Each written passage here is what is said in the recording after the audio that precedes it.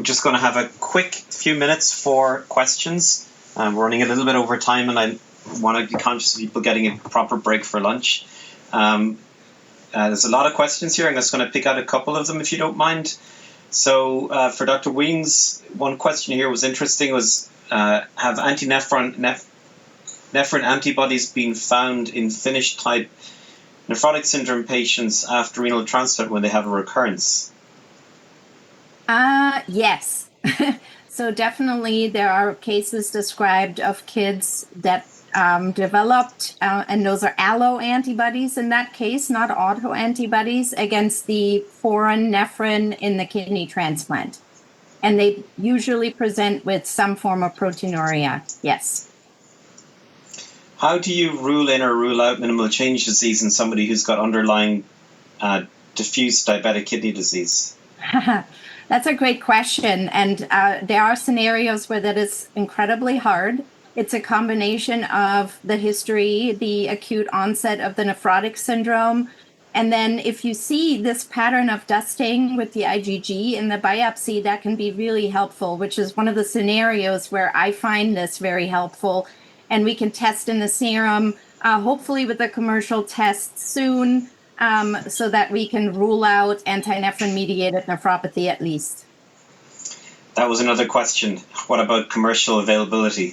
Not quite there yet. Hopefully soon. Not quite there yet, but it's in development. Very good. Dr. Reinke, one question was about the difference between dense deposit disease and C3GN. Is it just the pattern of the deposits, or what helps you distinguish them? I think you're on mute, Dr. Reinke, sorry.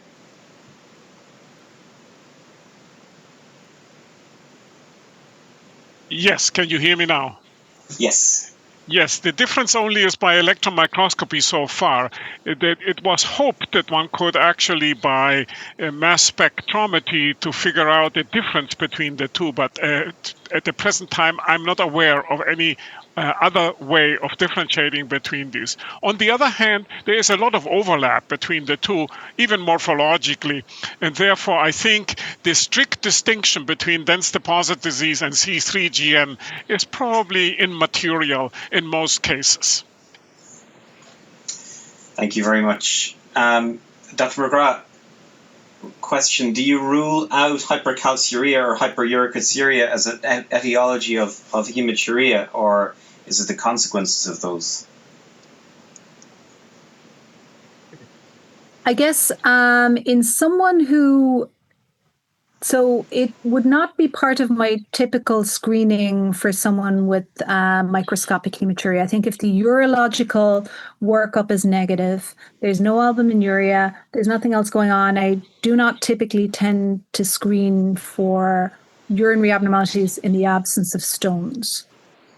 If someone has stones, then yes, it's probably worth screening.